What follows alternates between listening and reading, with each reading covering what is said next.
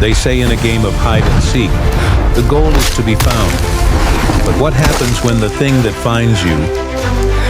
To win, you must survive this place. But a curse isn't a story. It's a living entity. The first rule of survival: ensure your sanctuary isn't also a cage. But the greatest fear isn't being found. It's not knowing you're already being followed. And in the end, you learn the most terrifying monster you'll ever face is the one staring back from the mirror.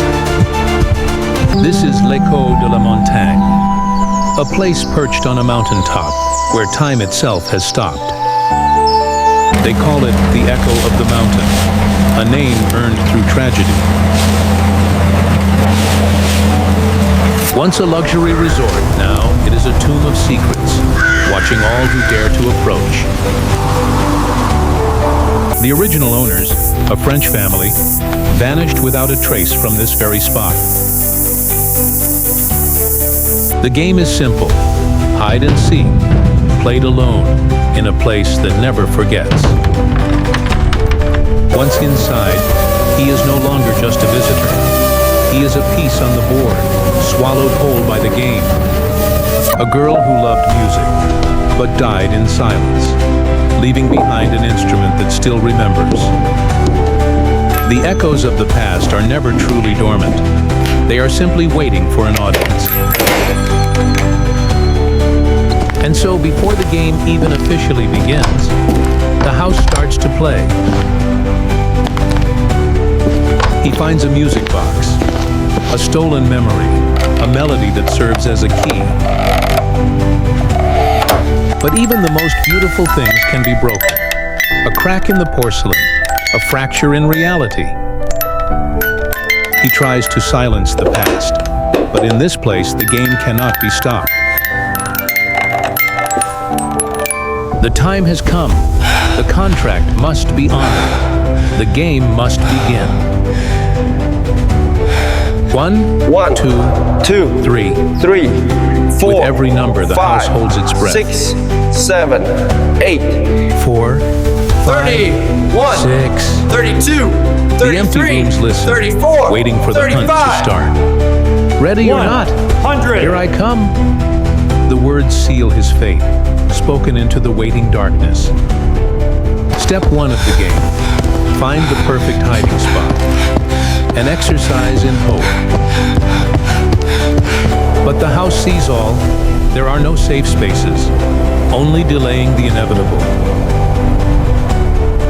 He chooses a classic location, under the bed, a child's choice in a child's game. Step 2, wait in silence. But the silence is the most dangerous part. Because in a house that listens, silence is an invitation. And then the confirmation, a child's giggle right beside him. The game is lost. The first hiding spot has failed. The rules have changed. This is no longer hide and seek. This is a hunt. He runs, but he cannot escape the house's gaze. It follows him inside and out. A new hiding spot, a larger space. But hiding in the open is a desperate gambit. A new tactic from the seeker. Psychological warfare. The horror of the unseen. It plays with his fear, using the very objects of the house as its weapons. A funeral dirge, played by unseen hands, for the one who is about to lose. The seeker doesn't need to run. It reveals itself, a form born of pure shadow. He runs not by choice, but because he is being herded towards the heart of the curse. The very elements join the game. Nature itself has picked a side. A new sanctuary, a holy place. a desperate plea for divine intervention. But holiness abandoned this chapel long ago.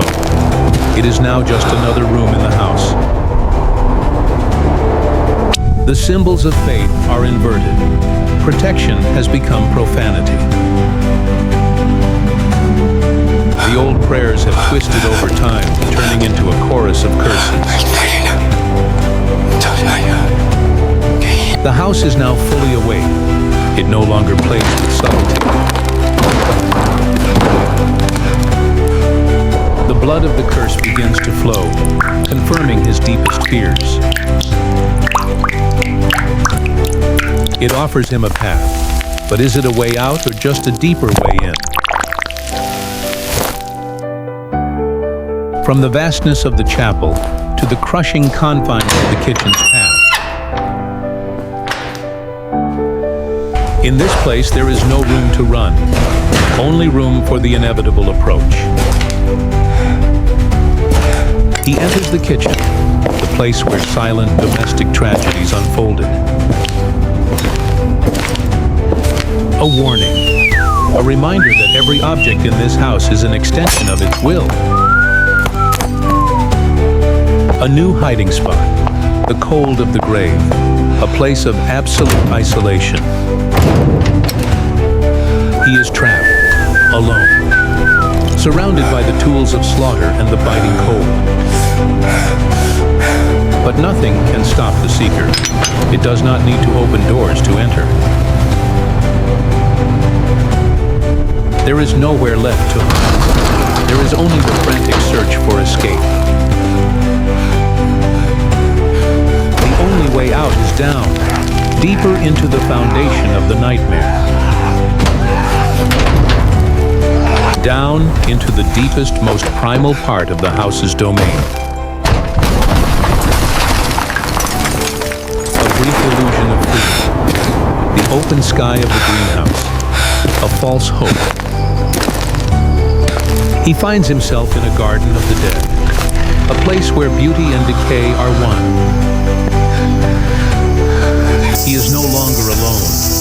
The sound of a broken twig confirms the hunt has resumed.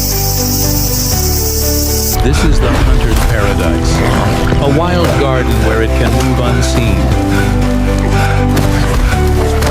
He is now just a frightened animal, a single point of light being herded by closing shadows. Reality itself begins to fracture, reflected in the broken glass of the greenhouse. He falls. The chase is over. There is nowhere left to run. The seeker finally reveals its true form, stepping from the shadows to claim its prize. A final, desperate choice. From one hell, he crawls into another. A reckless plunge into the earth, into the final layer of the curse. The final hiding place, absolute darkness, a maze within the heart of the house. He stands at a crossroads, but it's an illusion. Every path leads to the same end. He tries to find a way out, unaware that the game is no longer about escape. The seeker doesn't need to rush. Time is on its side, it simply follows. The horrifying realization, seen in a shard of broken glass, it has been behind him all along. He runs from a truth he cannot unsee, a presence that defies logic. And at last, the game reaches its final move. He is cornered. Checkmate. The entity approaches, a being that does not obey the laws of the physical world. There is nothing left. No fight, no flight. Only the silent acceptance of absolute terror. The game ends. The seeker touches its prize, and the screen goes black. But the game is not over. It has simply crowned a new winner, or a new loser. He no longer needs a light. He knows the way now. He is no longer lost. He is becoming part of the house, retracing his steps not as prey, but as something else. He is no longer a guest. He moves through the house with a chilling familiarity. He has returned to the ballroom. He is the new master of this empty domain.